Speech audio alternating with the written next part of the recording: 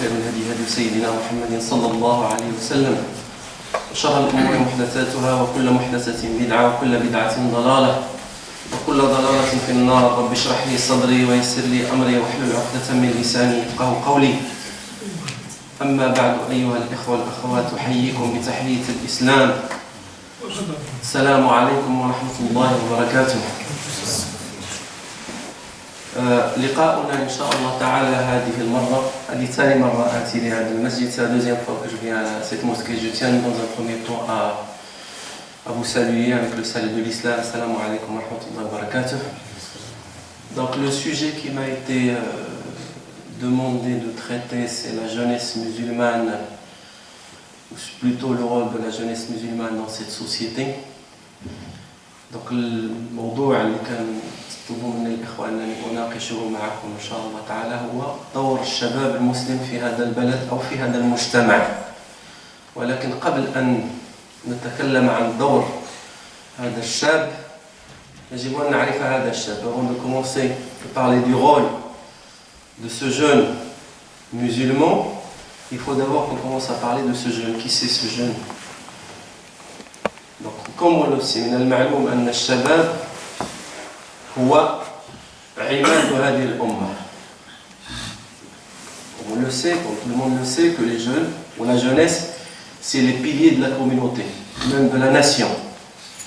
Donc ça, c'est quelque chose de très très important. Et si on soigne bien les piliers d'un bâti, on soigne le bâti.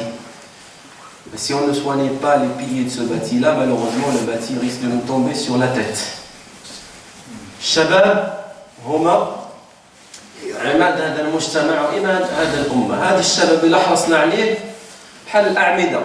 هذا الأعمدة اللي كنشوفوا نتاع هذا البناء، إذا كانت هذه الأعمدة مبنية على أساس، المسجد راه يكون واقف على أساس. إذا كانت هذه الأعمدة مغشوشة شي نهار كل شيء طيح لنا على الرأس. كاين هذا الشيء ولا لا؟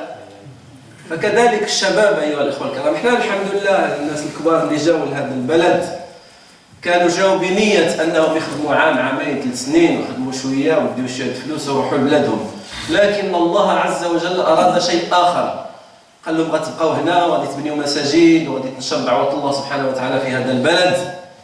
Donc nos parents, quand ils sont venus pour la première fois ici en France, donc c'était dans l'idée de travailler 1 an, 2 ans, 3 ans, après ramasser un peu d'argent, repartir chez eux pour faire un petit projet. Sauf qu'Allah Azza wa Jalla a voulu à ce que les choses soient autrement. La preuve, ils sont toujours là, mais, alhamdoulilah, il y a des mosquées un peu partout dans la France. Donc c'est ça la volonté d'Allah subhanahu wa ta'ala. Maintenant, ces parents, comme on appelle entre parenthèses ces vieux, ils vont partir un jour, on ne va pas tous partir. Et ces mosquées-là, ils vont les laisser à qui? Ces lieux de culte, ils vont les laisser à qui? الناس الكبار كل شيء غادي، كل شيء رايح. ولكن هذه المساجد هذه وهذه بيوت الله سبحانه وتعالى لمن غنخليوها؟ إلا ما خليناهاش للشباب أمثال هذه الوجوه. Si on ne laisse pas ces jeunes qui vont prendre le flambeau par la suite, qui prennent la responsabilité, qu'est-ce qui va la prendre? C'est pour cela que je dis que la jeunesse, c'est quelque chose de très important. Et d'ailleurs, à l'époque du prophète sallallahu alayhi wa sallam, au début de sa da'wa, donc il s'est appuyé sur que des jeunes, beaucoup de jeunes. Et parmi ces jeunes-là, il y avait son cousin Ali ibn Abi Talib radiyallahu anhu, très jeune. Dans des combats, on a vu des jeunes de l'âge de 16, 17, 18 ans qui essayaient de participer avec le prophète sallallahu alayhi wa sallam dans Ghazwat Badr, dans Ghazwat Uhud. Donc ils se cachaient, ils essayaient de marcher sur les pointes pour essayer de montrer qu'ils sont grands pour qu'ils puissent les accepter dans les rangs des soldats. Voyez, ils cherchaient à aider le prophète sallallahu alayhi wa sallam pour transmettre ce message. Moi je dis aujourd'hui aux jeunes, des musulmans, les jeunes musulmans, قلها بكل صراحة لكل شاب مسلم وكذلك لغير الشباب. نحن أمة الإسلام، نحن أمة نختلف عن سائر الأمم. هذه قاعدة لابد أن على كل واحد يرسخها في دماغه. Nous, les musulmans, on est une communauté différente des autres communautés. Pourquoi?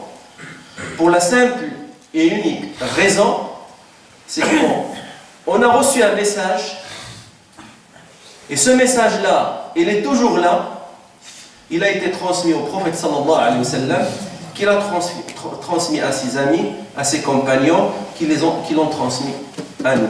Donc le message, il est là. Donc on est porteur d'un message. نحن أمة نحمل رسالة رسول الله صلى الله عليه وسلم بين أيدينا وصلها لنا عن طريق أصحابه وعن طريق وهي الآن بين أيدينا وكل واحد مسؤول عليها غدا يوم القيامة. Et chacun de nous est interrogé sur ce message. Qu'est-ce qu'il a fait pour transmettre ce message? Donc vous voyez que vous les jeunes, vous avez une responsabilité très très importante. Parce que là, ce message, que vous le vouliez ou pas, vous devriez le transmettre. On est différents des autres. On est une communauté ici, surtout dans ce bas monde, surtout dans cette époque-là, surtout dans ce pays-là, où les injustices règnent, la turpitude, on voit le monde comment il est géré, un désordre total. Le monde, c'est comme une jungle. Le monde dont on vit actuellement, c'est comme si on est dans une jungle, une forêt, en plein milieu de la nuit. Dans une nuit, il n'y a pas de lune, c'est sombre, on ne voit rien du tout. Et à un certain moment, on va voir une personne passer avec une torche ou avec une lumière. Qu'est-ce qu'on va faire? Est-ce qu'on va le suivre tous ou non? On va tous le suivre. Vous devriez le savoir, vous, les jeunes musulmans, tous les musulmans d'ailleurs, vous êtes cette torche-là, cette lumière pour l'humanité entière. Donc il faut le savoir, on doit être à la hauteur de cette responsabilité. On ne peut pas fuir cette responsabilité. Si vraiment on se prétend musulman, on dit qu'on est des musulmans, un musulman, il doit transmettre son message. Le message, il est là. Le prophète sallallahu alayhi wa sallam, il est mort. Il a fait ce qu'il avait à faire, il l'a fait, alhamdoulilah, on est tous témoins, il nous a transmis son message, mais le message, il est là. Est-ce qu'il va s'arrêter là? Non. Nous, comme je l'ai dit, on est cette lumière, d'autant plus dans ce pays-là. Alhamdoulilah, on a vu dans plusieurs mosquées, il y a des convertis, il y a ces gens-là qui viennent, qui se convertissent à l'islam. Mais grâce à Allah subhanahu wa ta'ala d'abord, grâce à ses parents, à ses vieux. On dit de temps en temps ses vieux, parce qu'ils avaient l'idée de travailler, rentrer chez eux, sauf qu'ils sont restés, ils nous ont construit ces maisons-là. Ils ont fait leur devoir. Nous, qu'est-ce qu'on va faire? Qu'est-ce qu'on va faire avec ces mosquées-là? Mais un musulman, ou un jeune musulman, la première des choses qu'il doit savoir, c'est que le jeune, il est entre deux âges de faiblesse. Entre l'âge de la jeunesse, enfin pas la jeunesse, de l'enfance. Un enfant, il est faible. Et la vieillesse.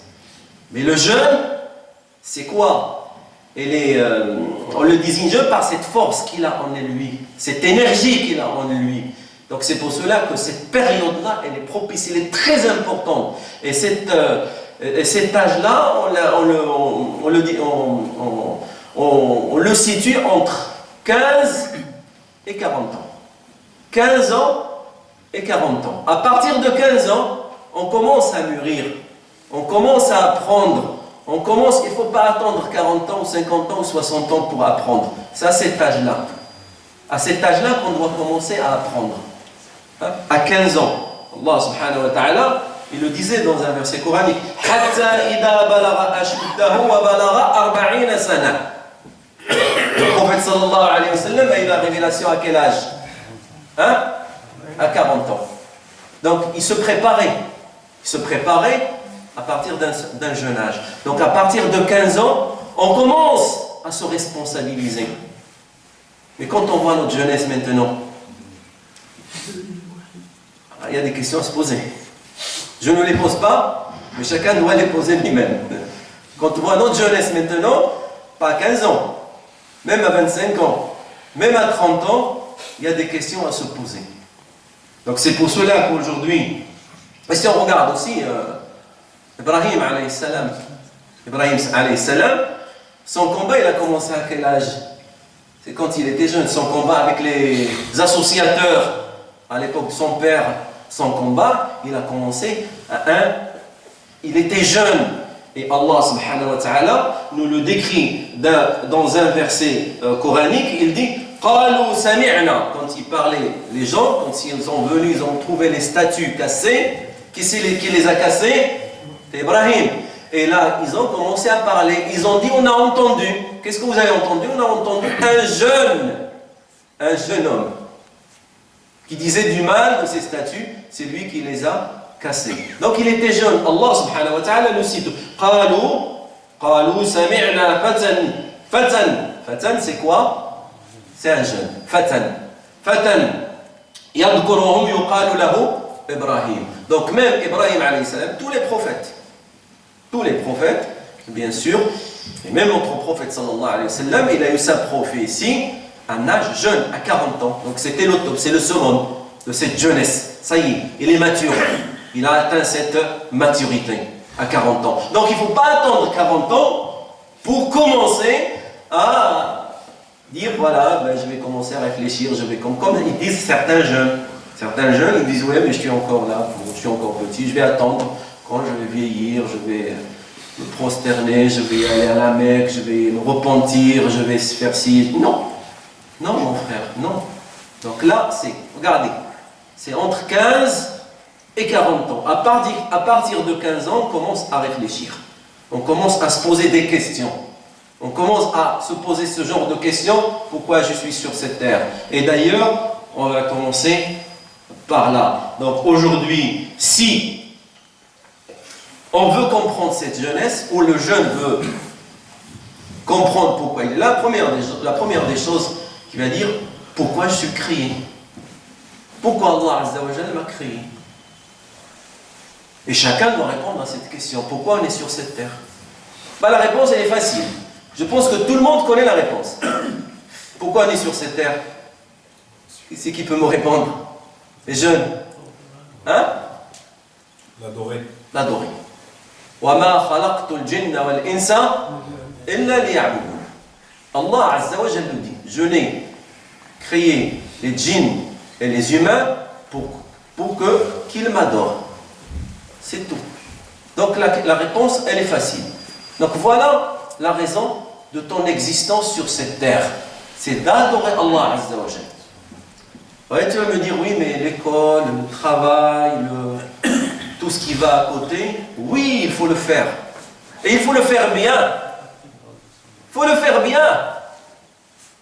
Travailler à l'école, bien. Réussir ses études, bien, il faut le faire comme il le faut. Avoir une maison, oui, il faut l'avoir. Travailler, avoir un beau poste, pourquoi pas. Mais il ne faut pas que ce soit ça ton but dans la vie. Tout ça, ce ne sont que des moyens. Ce ne sont que des moyens pour que tu puisses exercer le but noble pour lequel tu as été créé sur cette terre. Il ne faut pas que tu passes à côté de ça. Il ne faut pas que tu passes à côté de ce but noble qui est l'adoration d'Allah subhanahu wa ta'ala. Donc c'est pour cela que cette première question c'est les mada khuliqt, pourquoi je suis créé? Malghaya min wujudi, pourquoi? Quelle est la raison de mon existence sur cette terre-là? Donc comme je vous dis, la réponse elle est simple. Lakin as-su'al al-aham, la vraie question c'est hal hayati, est-ce que ma vie, attention, ma vie, il n'y a pas que ma vie, mes actes, mes paroles, mes pensées, mes douleurs, ma joie, tout ce que je subis sur cette terre, est-ce que c'est pour Allah Azza wa Jalla ou pour autre chose? C'est ça. La vraie question, c'est ça. Mes paroles, chaque parole que je dis, est-ce que c'est pour Allah Azza wa Jalla ou pour autre chose? Même quand tu vas à l'école, quand tu travailles à l'école, tu travailles honnêtement, raisonnablement, d'une façon sans triche, sans rien du tout, tu le fais pour Allah Azza wa Jalla, pour acquérir un savoir, pour acquérir peut-être un diplôme qui va te permettre de travailler, qui va te permettre d'avoir un poste honorable, qui va te permettre de gagner bien ta vie, pour pouvoir, bien sûr et bien évidemment, assurer la fonction la plus noble qui est l'adoration d'Allah subhanahu wa ta'ala. Donc ça, c'est la première ou c'est la première des choses sur lesquelles le jeune, ou même plus que le jeune, pas que le jeune, doit méditer. C'est ça. Quelle est la raison de mon existence sur cette terre? Est-ce que tout ce que je fais, est-ce que c'est pour Allah Azza wa Jal? Allah Azza wa Jal, il nous le rappelle dans un verset coranique. قال الله عز وجل في كتابه الكريم قل il parle avec Muhammad sallallahu alayhi wa sallam قل إن صلاتي ونسكي ومحياي ومماتي لله رب العالمين.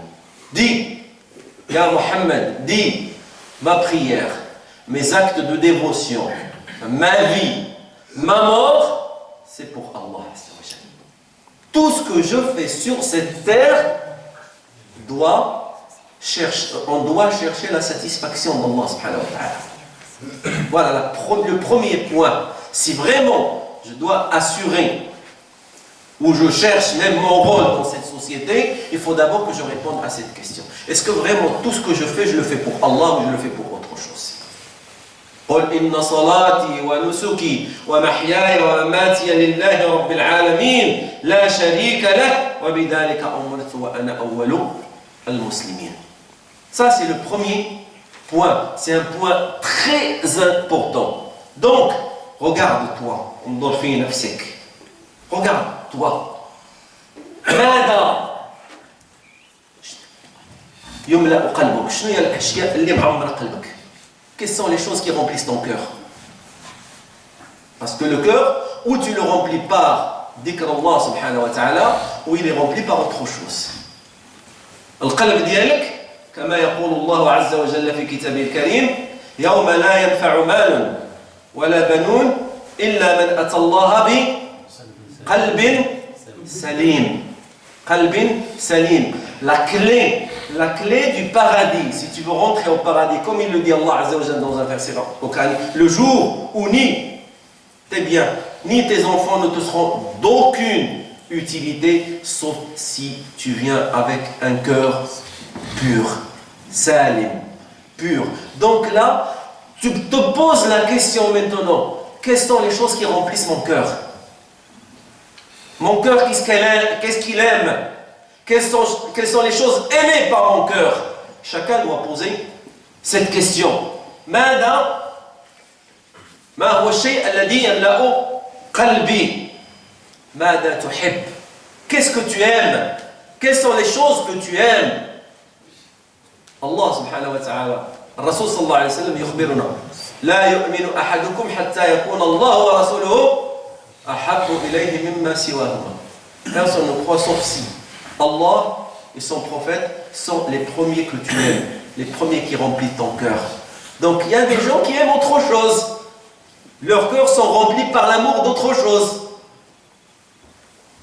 Toi maintenant tu dois te poser cette question. Mon cœur, qu'est-ce qu'il aime? Man tuhib. Wa limada tuhib. Si tu aimes quelque chose ou tu aimes quelqu'un, pourquoi tu l'aimes? Est-ce que tu l'aimes pour Allah Azza wa Jal ou tu l'aimes pour autre chose? Quand tu aimes un frère, tu lui dis. كنتي كتبغي واحد الاخ ديالك كتمشي عنده تقول له احبك في الله. Je t'aime pour Allah Azza wa Jal. Et lui, il doit te répondre أحبك الله الذي أحببتني من أجله. Allah, il t'aime parce que tu m'as aimé. Pour lui. Donc est-ce que tu l'aimes pour Allah Azza wa Jal ou tu l'aimes pour autre chose? Pour des choses futiles de ce bas monde.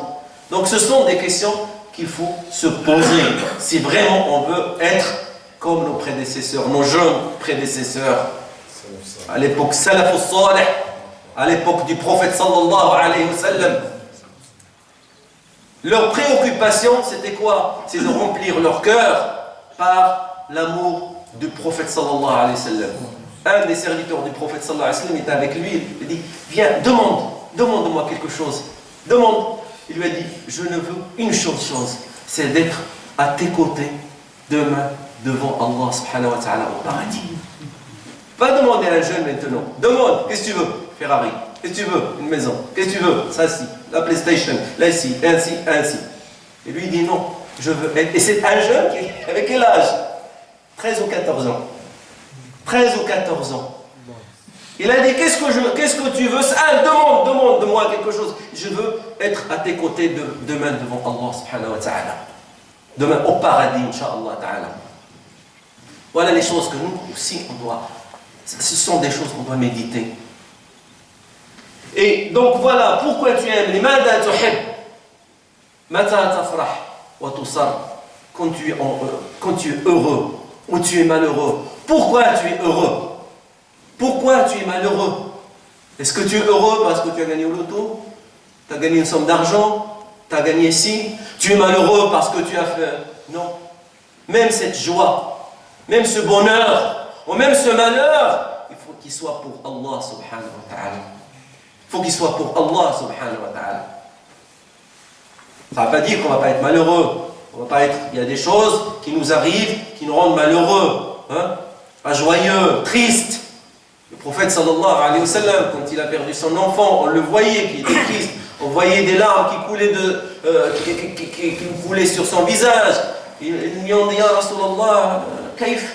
قال لهم القلب يحزن والعين تدمع والقلب يحزن ولا نقول إلا ما يرضي Allah subhanahu wa ta'ala. Le cœur est triste, les larmes coulent, mais on ne dit ces paroles, tout ce qu'il dit, on dit des paroles qui font satisfaction à Allah subhanahu wa ta'ala. On fait attention à nos paroles. Vous voyez, même pendant sa tristesse, quand il a perdu son enfant, il était accroché à Allah subhanahu wa ta'ala. Il avait peur de dire des choses qui risquent de ne pas faire plaire à Allah subhanahu wa ta'ala, qui ne risquent de ne pas plaire à Allah subhanahu wa ta'ala. Oui. Donc, deuxième point, et c'est un point très important, surtout dans ce pays-là. Comme on dit, dis-moi tes amis, je te dis qui tu es. La fréquentation. Ta fréquentation, mon frère. As-sohba. الرسول عليه الصلاة والسلام لما كان غيهاجر من مكة إلى المدينة il a cherché un ami qui l'accompagnait. On est en pleine période de l'hijra. Hijrat al-Rasoul alayhi salatu wassalam من مكة إلى المدينة. Il n'est pas parti tout seul. Il est parti avec un ami à lui. C'était qui? Son meilleur ami, un ami intime, Abu Bakr as-Siddiq radiyallahu anhu. Abu Bakr as-Siddiq. Donc avoir des amis, certes, c'est pas interdit. Multiplier les amis aussi, attention, il faut se méfier. Mais il faut se méfier de la mauvaise fréquentation. Donc ça, c'est un point très important, mon frère et ma soeur. D'autant plus qu'on est dans un pays de tentation. On est dans un pays où la perversité, où le péché, on le voit matin et soir devant nous, dans les supermarchés, dans la télé, partout, à l'école, dans les lycées, dans les universités. Si tu n'as pas un ami intime, proche, à qui tu dois te confier, un ami qui te fait penser à Allah subhanahu wa ta'ala, un ami qui, quand tu le vois, tu as honte de commettre le péché en sa présence. C'est ça l'ami qu'il faut avoir. As-sohba as-saliha. Parce que les amis, on en a. Alors là, il y a des milliers. L'ami qui va te dire, viens mon frère, là, on va partir, il y a une petite soirée à droite à gauche, alors, on va y aller dans la boîte de nuit, on va y aller faire ci, on va y aller faire ça, c'est l'heure de la prière, il ne te fait même pas penser à la prière. Ça, moi je te dis, débarrasse-toi de lui et très très vite. Très très vite. Allah subhanahu wa ta'ala, il y a une histoire. À l'époque du prophète sallallahu alayhi wa sallam, il y avait un verset coranique qui dit Yawma ya'addu ad-dalimu ala yadayhi. Yawma ya'addu ad-dalimu ala yadayhi. Le jour où l'injuste se mordra les deux mains. Quand quelqu'un a perdu quelque chose, imaginons quelqu'un qui jouait au tiercé, il lui manquait ça au loto, il lui manquait un numéro. Il avait les 5 ou 6 numéros, il lui manquait un. Qu'est-ce qu'il va faire? Il va mordre les mains. Oh là là, il me manque un, il commence à s'énerver. L'injuste, devant Allah Azza wa Jal, Yawma ya'addu ad-dalimu ala yadayhi, le jour où l'injuste se mordra les deux mains. Hélas pour moi, pourquoi je n'ai pas suivi le prophète sallallahu alayhi wa sallam? Malheur à moi, pourquoi j'ai suivi un tel? Pourquoi j'ai suivi un tel? Ce jour-là, ce sera trop tard. يوم يعض الظالم على يديه يقول يا ليتني اتخذت مع الرسول سبيلا يا ويلتى ليتني لم اتخذ فلانا خليلا. Ce verset coranique a une raison de révélation. La raison de la révélation de ce verset, c'est qu'à l'époque du prophète sallallahu alayhi wa sallam, il avait un voisin à lui, il l'a invité chez lui. Le prophète, il a invité ce monsieur, il dit viens manger avec. Non, le monsieur, il a invité le prophète, pardon. Le prophète sallallahu alayhi wa sallam, il dit je viens à condition que tu dis la ilaha illallah Muhammadur Rasulullah, que tu te convertisses. Il dit oui, je vais me convertir. Il s'est converti, il est parti le voir. Sauf que ce monsieur, il avait des amis de malheur, comme on dit. Des amis de malheur, quand ils ont su que ce monsieur-là, il s'est converti à l'islam, ils m'ont dit non, c'est pas normal. Non, tu reviens sur l'islam. Ils ont commencé à l'influencer. Il a dit ça y est, je reviens. Il a abandonné cette conversion. Et le monsieur a dit si vraiment tu veux me montrer que tu es revenu de l'islam, il faut que tu partes et tu craches sur le visage du prophète sallallahu alayhi wa sallam. Il est parti, il a craché sur le visage du prophète sallallahu alayhi wa sallam. Alors que, avant, il s'est converti à l'islam. C'est pour cela qu'Allah azza wa jalla dit Yawma ya'addu ad-dhalimu ala yadayhi, le jour où l'injuste se mordra les deux mains. Yaqulu ya laytani ittakhadtu ma'a rasuli sabila. Si seulement j'ai suivi le prophète. Ya waylata, hélas pour moi, malheur à moi, si je n'ai pas suivi un tel après que le rappel m'est venu. جاء le rappel, جاء أمر الله سبحانه وتعالى, جاء أمر الرسول عليه الصلاة والسلام وتخلى عليه. Donc c'est pour cela que ça c'est très important aussi, surtout au niveau de la jeunesse, où la tentation maintenant elle est terrible. Donc méfiez-vous. L'ami intime, l'ami que tu vas voir, c'est l'ami quand tu le vois, il te rappelle Allah subhanahu wa ta'ala. Il te rappelle la mosquée. Il te dit viens, on va y aller à la prière. L'ami, c'est celui que tu vois en sa présence, tu as honte de commettre le péché. L'ami, c'est ça, c'est un miroir pour toi. Quand tu le vois et quand il te voit, il te renvoie tes erreurs. Il te dit mon frère, attention, et tu les acceptes. C'est ça l'ami que tu vas voir. C'est pas celui qui va te dire viens, on va faire ci, viens, on va courir derrière les filles, viens, on va faire ça à droite, à gauche. Non. Donc ça, c'est très important. Deuxième point, une fois qu'on a répondu à cette question, deuxième point, il faut choisir ses amis.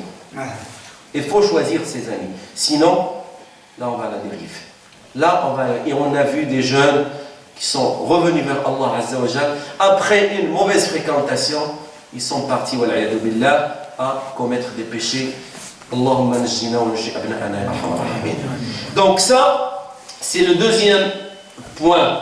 Le troisième point, al-i'tizaz bid-din wa shakhsiyya. C'est d'être fier, c'est cette fierté d'appartenir à cette religion. Il faut avoir une forte personnalité en tant que musulman. Malheureusement, nous, on pratique notre islam, mais on essaye parfois de brader cet islam, cette religion, on la brade par peur ou je ne sais pas quoi. Là, il faut être fier, parce que tu es un des héritiers du prophète sallallahu alayhi wa sallam, tu portes un message pour l'humanité, un message qui est la parole d'Allah subhanahu wa ta'ala, la parole du prophète sallallahu alayhi wa sallam. Donc il faut être fier d'appartenir à cette religion. L'a'tizaz bidini dinika wa shakhsiyatik. Comme j'ai dit, il y en a malheureusement qui bradent cette religion. Ah, je ne fais pas ça, je ne fais pas ci, parce que ça, non. حتى في حديث الرسول عليه الصلاة والسلام يقول قال لتتبعن سنن من كان قبلكم. Vous allez suivre les traditions de ceux qui étaient avant vous. Là, le prophète sallallahu alayhi wa sallam parlait des juifs et des chrétiens. Vous allez suivre les traditions de ces gens qui étaient avant vous.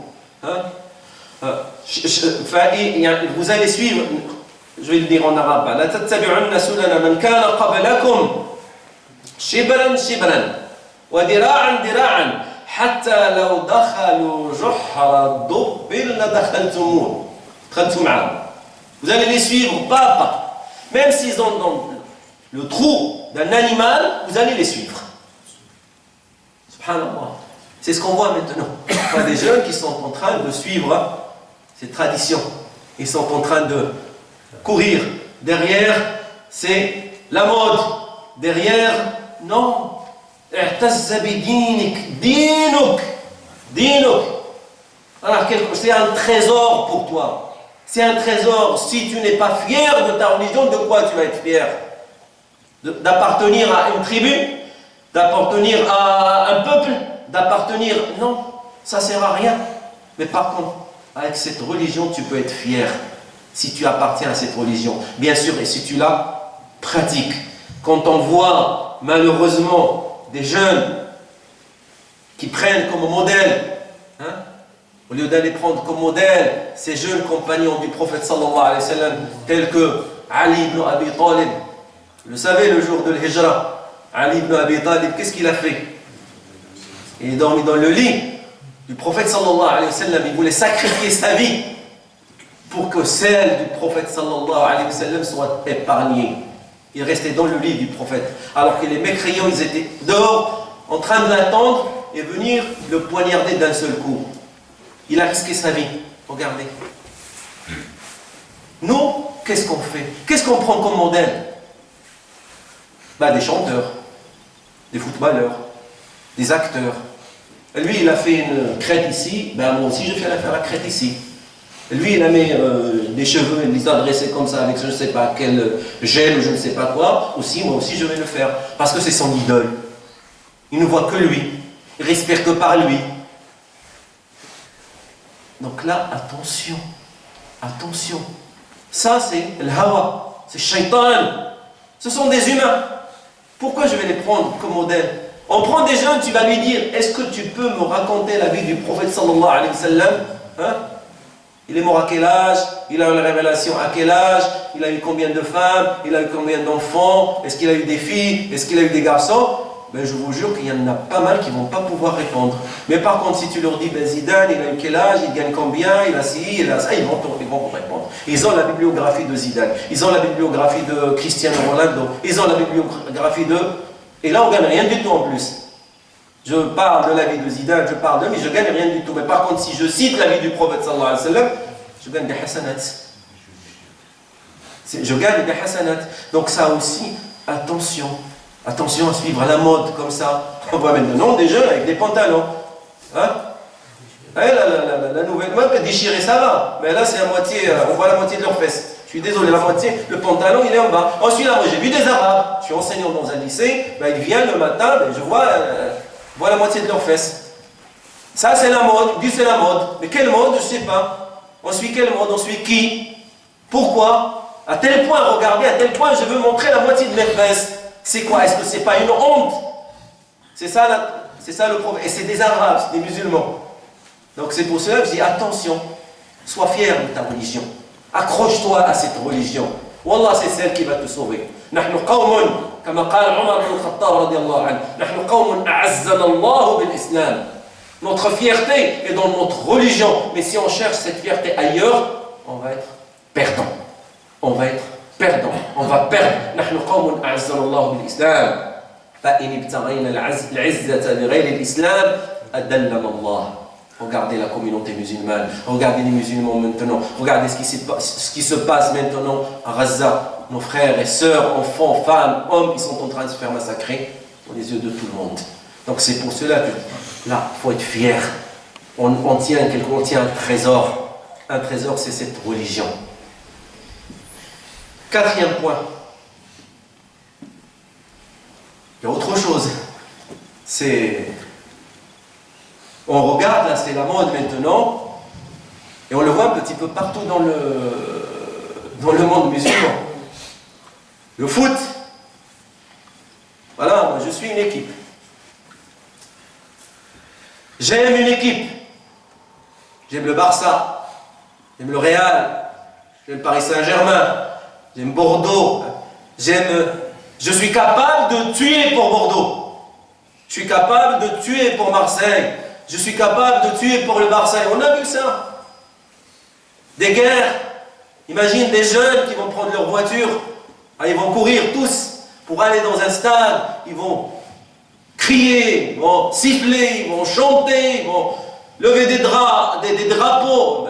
Quoi? Ils ont libéré la Palestine? Non, c'était juste un match de foot. Ils ont gagné la coupe. Et c'est ça le jeune. Regardez où est-ce que notre jeunesse est en train de perdre son temps. à suivre des matchs. C'est pas interdit de jouer au foot, attention. C'est pas interdit de faire du sport. Mais à ce point-là, jusqu'au point où il y a des guerres parce que j'aime une équipe. Si tu n'aimes pas mon équipe, tu es mon ennemi. Si tu ne défends pas mon équipe, tu es mon ennemi. Et ça, on le voit. On a vu le problème, c'est arrivé avec le match de foot Algérie-Égypte. Vous avez vu ce qui s'est passé? Il y a des morts même pour un match de foot. Donc attention, ne tombez pas dans ces pièges-là. Il y a d'autres choses beaucoup plus importantes que ça. Donc, 5e point.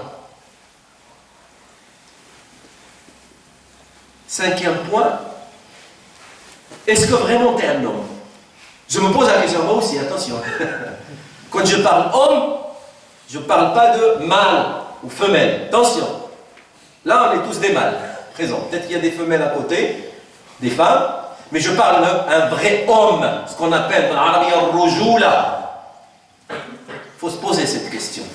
Est-ce que vraiment je suis un homme? Un homme,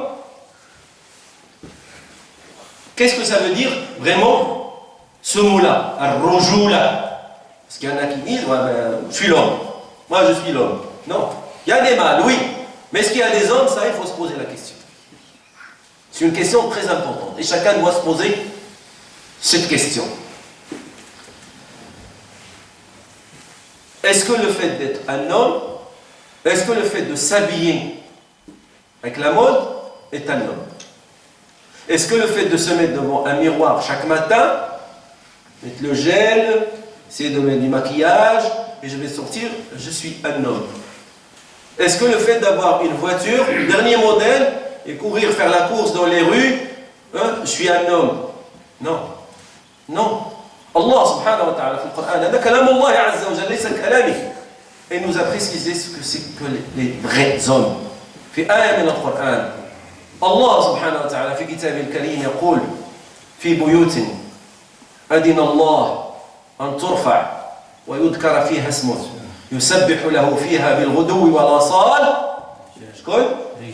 رجال. Des hommes. رجال لا تلهيهم تجارة ولا بيع عن ذكر الله. Ni le négoce, ni le troc ne les fait distraire sur l'évocation d'Allah subhanahu wa ta'ala, ni sur salat, l'invocation d'Allah, ni sur la prière, ni sur l'acquittement du zakat.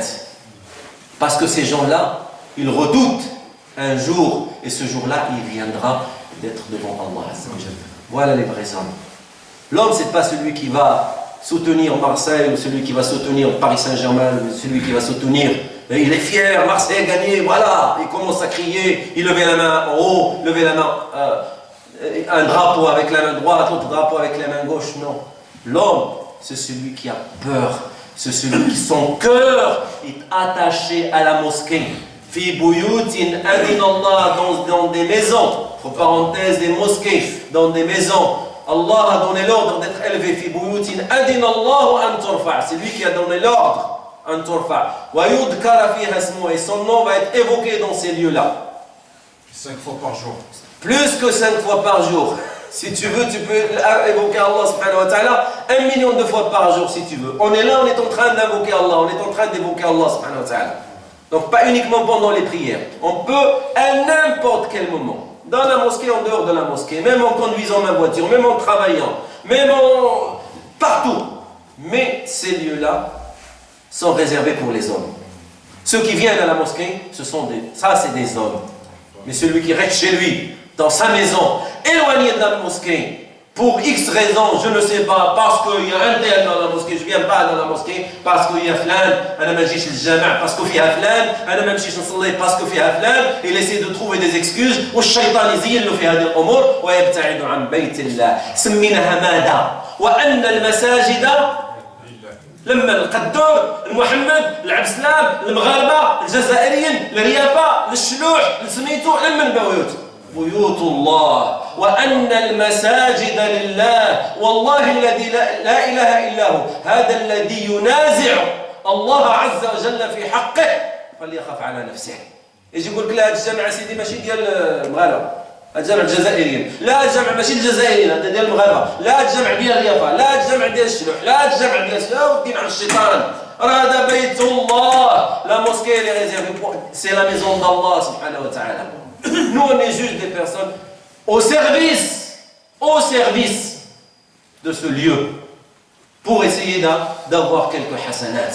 Donc on doit se méfier de ça. On doit faire attention à ça. Donc je disais que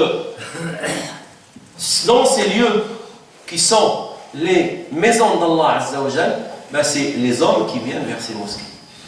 Même les jeunes. Les jeunes.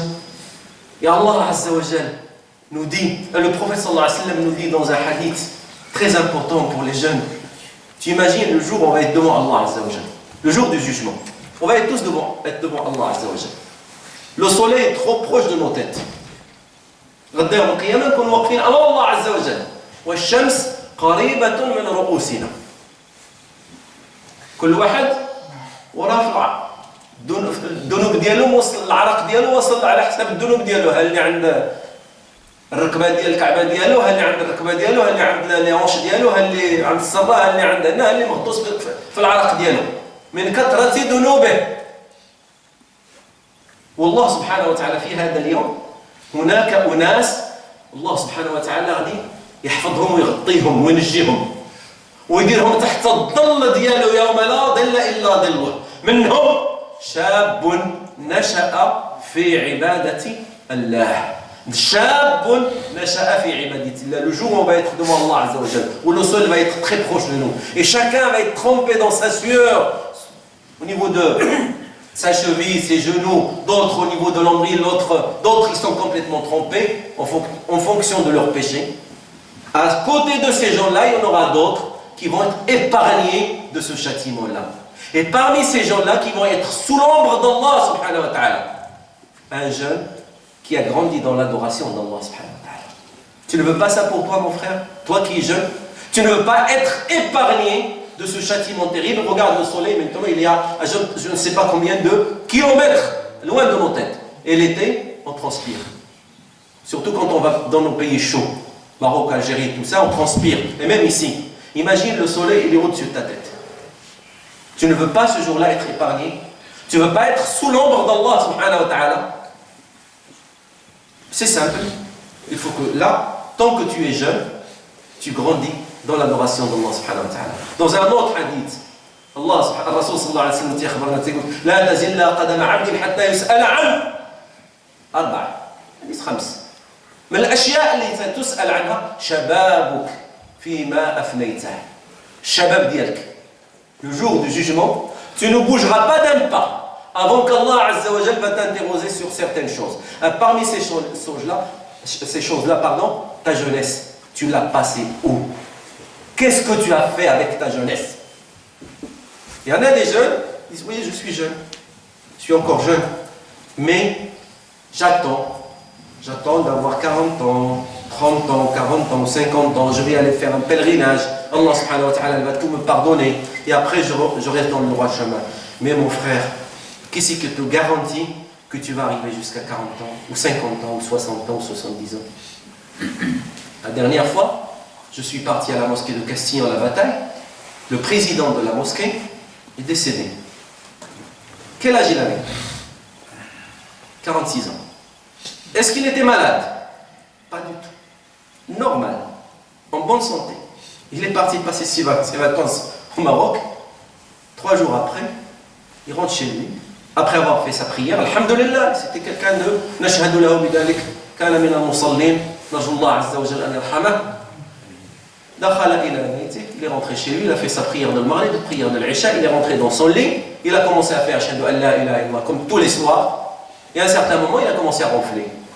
Mais sa femme, il croyait qu'il ronflait parce que c'était une personne qui ronflait tous les soirs. Et lui dit, sa femme lui dit arrête de ronfler. Ben, c'est lui, il était en train de mourir. Et juste après, il est décédé. 46 ans. Il n'était pas malade. 46 ans, il n'était pas malade. On a il y a qu'un jeune de 26 ans, il n'était pas malade. Rupture d'anévrisme, à 26 ans. Je ne vous dis pas ça pour vous faire peur, loin de là. La mort, faut pas avoir peur de la mort, elle va venir un jour ou l'autre, elle va venir. Elle va venir. Mais qu'est-ce qu'on va préparer? Qu'est-ce que vous avez préparé après la mort?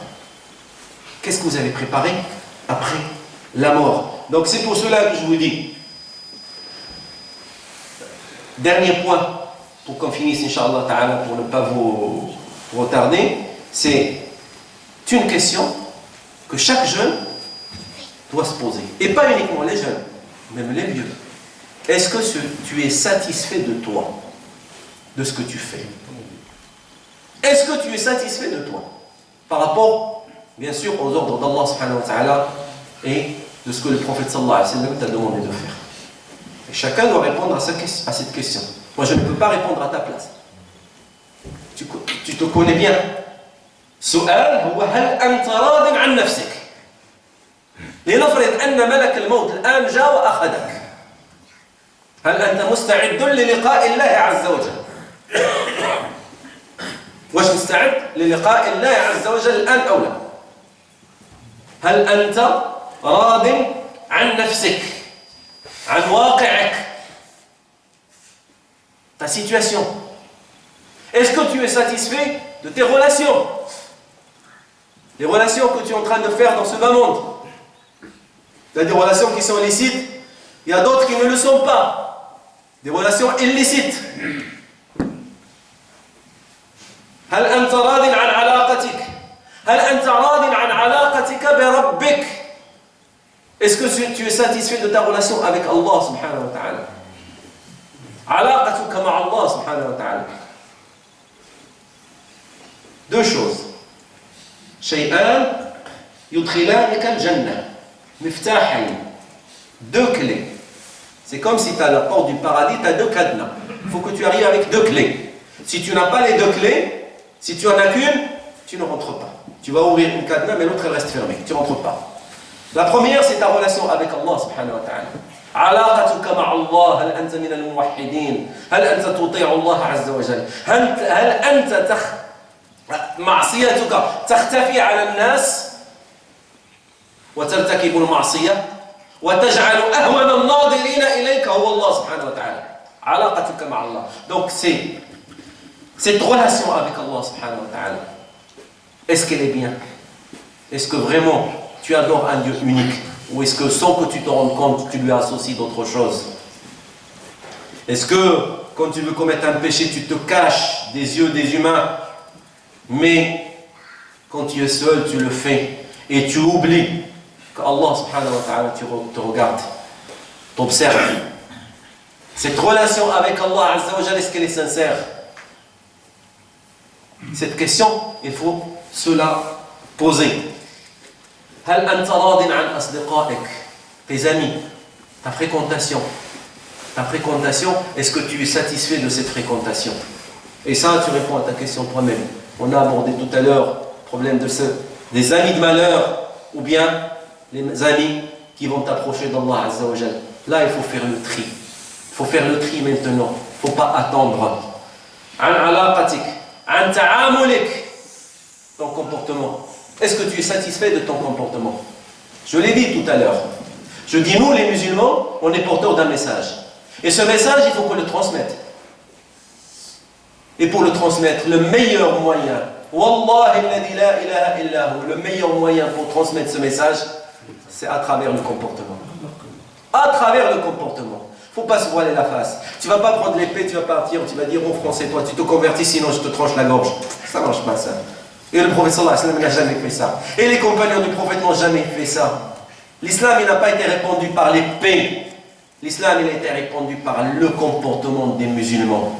Quand on regarde notre réalité, Billah alaykum, est-ce qu'on donne l'exemple? Est-ce qu'on donne l'exemple? C'est, alhamdoulilah, il ne faut pas dramatiser. Il y a, alhamdoulilah, des jeunes. La preuve, ils sont là. Les jeunes qui sont là, déjà pour moi, c'est un exemple. Maintenant, cet exemple, il faut le transmettre à l'extérieur, à travers ton comportement, ta relation avec ton voisin, avec tes parents. Comment tu te comportes avec tes parents? Est-ce que tu es ingrat avec tes parents? Est-ce que tu es poli avec tes parents? Quels que soient tes parents, musulmans ou non musulmans, même s'ils sont mécréants, même s'ils adorent le feu, même s'ils insultent Allah subhanahu wa ta'ala, ils insultent Ibrahim alayhi salam. Qu'est-ce qu'il disait? Ya abati, oh mon cher père. C'était un associateur. Allah azza wa jalla في القرآن يقولها وإن جاهداك على أن تشرك بما ليس لك به علم فلا تطعهما. C'est clair. وصاحبهما في الدنيا معروفا. C'est tes parents te demandent d'associer, pas plus grand péché que d'associer Allah subhanahu wa ta'ala, c'est le plus gros péché. Si tes parents te demandent de lui associer quelque chose, une autre divinité, certes, il ne faut pas leur obéir. Tu dis non, non, moi j'adore un Dieu unique, mais reste en bon terme avec tes parents. تعاملك مع جيرانك، تعاملك مع آبائك، تعاملك مع زوجتك، تعاملك مع زوجك. Ton comportement avec tes parents, ton comportement avec ta femme, ton comportement avec ton mari, ton comportement avec tes enfants, ton comportement avec ton patron, ton comportement en conduisant. Comme il nous disait un des savants, il est passé à Mérignac, Safwat Hijazi, si vous le connaissez, il est passé une fois, il nous a fait un discours à Mérignac, à la mosquée de Mérignac. Il a dit voilà, le musulman, il s'identifie d'abord. Il s'identifie une langue barre. Sunna min sunnana Rasulillahi sallallahu alayhi wa sallam. On ne discute pas là-bas. Sunna. لدارها دار قام بسنة من سنن رسول الله صلى الله عليه وسلم. là-bas جلابة بحالي طاقية فوق الراس السبحة معلقة في التابلو دو بور في الريتروفيزور اللور ديال القرآن في التابلو دو بور وغادي يكوندوي qu'est-ce qui passe? Il grille un feu rouge. Il y a un Français qui passe ou un non-musulman qui passe à côté, il voit ça. Qu'est-ce qu'il va dire? Regardez, c'est le musulman. Ben, il s'est identifié, je suis musulman. Il grille un feu rouge. Est-ce que griller un feu rouge, c'est pas un péché? Si, c'est un péché. C'est un péché. Tu as commis un péché. Celui qui fait ça a commis un péché. Parce qu'on ne respecte pas la loi. Or, je risque même de faire quelque chose de plus grave, c'est de tuer quelqu'un. Donc voilà, je m'identifie et après je fais des choses qui sont contre notre religion. Donc, j'avais dit tout à l'heure deux choses, deux clés te font rentrer au paradis. Ta relation avec Allah subhanahu wa ta'ala. Et deuxième point, ta relation avec les créatures d'Allah subhanahu wa ta'ala. Al-mu'amala, le comportement. Aktaru ma yudkhilu al-jannah husnul khuluq. La chose la plus importante qui fait rentrer le maximum de gens au paradis, c'est le bon comportement. Aktaru ma yudkhilu al-mizan, la chose qui pèse lourd dans la balance, c'est le bon comportement. Al-Rasoul alayhi salatu wa salam يقول في حديث معناه أنا زعيم بيت في أعلى الجنة. أنا الرسول عليه الصلاة والسلام يتكلم يقول أنا زعيم في بيت في أعلى الجنة. لمن هذا البيت؟ لمن كانت أخلاقه حسنة. Je suis l'émir d'une place très haut, dans une chambre au plus haut degré dans le paradis. C'est réservé à qui? Aux gens qui se comportent bien, qui ont un bon comportement. Donc c'est une âme redoutable qu'on a pour transmettre notre religion. Je vous l'avais dit tout à l'heure, au début, on est une lumière. Nous, on est une lumière. Et cette lumière-là, les gens, les non-musulmans, ils vont la voir comment? S'ils ne la voient pas à travers notre comportement. Mais quand on voit ce qui se passe dehors, à Paris, à Marseille, dans les grandes villes, quand on voit à chaque fois qu'il y a un problème, il y a du vol, il y a du rackettage, ou il y a de la drogue qui est vendue, on voit des Arabes et on voit des Noirs. C'est grave. C'est vrai. Les médias n'arrangent pas les choses aussi, parce qu'ils montrent que ces gens-là. Ils ne montrent pas ceux qui sont là, mais vous, ils ne vont pas vous montrer à la télévision. Vous êtes là, tranquille, à la mosquée, en train de prier, en train de parler de votre religion, ils ne vont pas vous montrer à la télévision. Mais ils vont montrer ceux qui ne font que du mal. Mais donc, moi, la meilleure façon pour que je puisse transmettre cette religion, c'est mon comportement. Un jeune, une fois à Paris, je crois que je l'avais raconté déjà ici une fois à la mosquée quand je suis venu, un jeune, à l'époque où il y avait le franc, il est parti acheter quelque chose, il avait un billet de 100 francs dans sa main, il est parti acheter quelque chose, il y avait une caissière, et la caissière elle s'est trompée, elle lui a rendu la monnaie, c'est comme s'il lui a donné 500 francs, à l'époque il y avait un billet de 500 francs. Lui, il n'a pas fait attention, il a pris le billet, il est reparti. Après, un peu plus lourd, il est revenu. Il a dit à la femme, vous êtes trompée, madame. Et la femme, il commence à s'exciter. Ah non, non, vous n'allez pas me voler. Je dis, non, non, calmez-vous, madame, vous m'avez donné trop. Ah, quoi? Vous m'avez donné l'équivalent de 500 francs et moi, je vous ai donné que 100 francs. Vous savez, 500 francs, c'est beaucoup. La femme, elle ne comprend pas. Oui, c'est vrai. Ah oui, il dit oui, madame. Mais il lui dit, vous êtes parti. Mais personne ne vous a vu. Vous êtes parti. Mais comment ça se fait que vous êtes revenu? Je dis, mais madame, moi, c'est personne ne m'a dit de revenir. Mais parce que moi, ma religion m'interdit de prendre des choses qui ne sont pas à moi. C'est haram alayya. C'est interdit dans ma religion. Wallah, cette femme, elle s'est convertie à l'islam. Par un comportement comme ça. Maintenant, il y a beaucoup de vieux. Je la raconte plusieurs fois. Et il y a un vieux, on l'a surpris en train de voler dans les grandes surfaces. Il me dit, mon frère, qu'est-ce que tu fais? C'est haram. Elle dit, non, c'est pas haram. Non, c'est pas haram. C'est du djihad, on fait du djihad dans le kuffar. Subhanallah. Quelle honte. Il va voler au nom du djihad. Il dit, il fait du djihad dans le kuffar. Non, non. Donc on doit se méfier. Donc c'est le bon comportement. Ce sont ces deux choses. Alaqatuka ma'Allah, ta relation avec Allah subhanahu wa ta'ala, il faut la parfaire. Il faut la parfaire. Et alaqatuka ma'ibadillah.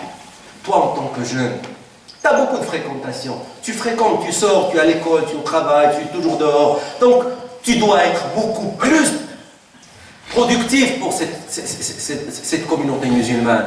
Tu dois donner l'exemple. Tu dois toujours être cette lumière qui va illuminer les cœurs de ces gens-là qui sont complètement perdus. Quand ils te voient, oh, Masha'Allah, il est adorable, il est gentil, il est doux, il parle. Mais nous, subhanallah, on a fabriqué un langage, nos jeunes maintenant, ils ont fabriqué un langage à eux. Tu le vois de loin, tu l'entends, tu sais que c'est un arabe. Tu le mets même dans une montagne très haut, dès qu'il commence à parler, tu sais que c'est un arabe. Ils ont fabriqué un langage bizarre. Alors que non, on a notre langage. Non, la langue arabe. Si on ne peut pas maîtriser cette langue arabe, je parle la langue française, couramment, la langue de Molière. Pourquoi je vais fabriquer un langage bizarre? Donc, et l'autre chose, la chose la plus importante. Donc, je disais, alaqatuka ma'Allah. Et question, est-ce que tu trouves, chacun doit se poser cette question, est-ce que tu es tranquille? Est-ce que tu trouves, en vivant comme ça, maintenant, est-ce que tu trouves la tranquillité et la paix? La paix, la tranquillité et la paix. La tranquillité et la paix, tu vas la chercher où? Tu vas la trouver où? Est-ce que le fait d'avoir une voiture, d'avoir un boulot, d'avoir une maison, d'avoir une télé, d'avoir PlayStation, d'avoir tout ça, tu vas avoir tout ça et ça y est, tu crois que tu vas être heureux, tu vas être... Non, pas du tout. Parce qu'il y en a des gens, et on connaît pas mal de gens qui étaient très très riches, qui avaient beaucoup d'argent, et qu'est-ce qu'ils ont fini? Ils ont fini par se suicider. Parce que l'argent ne fait pas le bonheur. C'est vrai, il aide, mais c'est pas l'argent qui fait le bonheur. C'est pour cela qu'il faut chercher cette paix et cette tranquillité ailleurs. Allah subhanahu wa ta'ala qui dit dans le Coran وَمَنْ أَعْرَضَ عَنْ ذِكْرِي, celui qui s'éloigne de mon rappel, وَمَنْ أَعْرَضَ عَنْ ذِكْرِي فَإِنَّ لَهُ مَعِيشَةً ضَنْكًا. Ça veut dire quoi? Une vie pleine de gêne. Celui qui s'éloigne de le rappel d'Allah Azza wa Jal, sa vie elle va être pleine de gêne.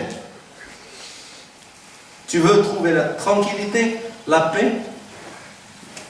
Il faut que tu revoies cette relation avec ton Seigneur, avec Allah subhanahu wa ta'ala. La question que je te pose avant de finir, Inch'Allah ta'ala, comment tu veux finir? Parce que tu ne sais pas quand est-ce que tu vas mourir. Tu ne sais pas quel jour. L'ange de la mort ne te donne pas un rendez-vous. Il ne va pas te donner un rendez-vous. Il va te surprendre un jour. Sauf que il risque de te surprendre en train de prier. Ou en train de lire le Coran. Ou en train de dormir. Ou malheureusement, il risque de te trouver en train de danser. Te surprendre en train de danser. En train de parler avec une fille au téléphone. Le haram. En train de regarder la petite fenêtre, là, Internet. Le soir, quand on dort, quand les parents dorment, ils éteignent la lumière et tu fermes ta chambre et tu commences à regarder Internet. Et là, tu te laisses aller. Il y avait un jeune, le Cheikh Al-Kabir, Mohamed Hassan, on l'a appelé une fois pour venir vite. Et quand il est venu, il y a un jeune qui est décédé, ils sont arrivés, ils l'ont trouvé entièrement nu. entièrement nu, en train de regarder un film, Sharafallahu qadrakum, pornographique. Il est décédé sur place, comme ça. Est-ce que tu veux mourir comme ça? Qui c'est qui veut ça? Qui c'est qui veut une mort comme ça? C'est pour cela que je vous dis, attention. La mort, c'est vrai, il faut la voir constamment, constamment en esprit. Il ne faut pas l'oublier. Rasoul alayhi salatu salam, c'est-à-dire qu'on a fait le hadith, Udkuru hadi al-laddat. Il faut toujours penser régulièrement à la mort. Parce qu'un jour, elle va nous surprendre. Et j'implore Allah Azza wa Jal à ce qu'on meure et Allah Azza wa Jal est satisfait de nous. Donc c'est ça.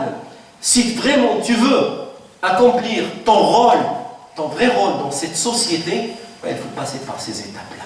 Si tu ne fais pas ces étapes-là, mon frère, ma soeur, tu risques d'être perdu.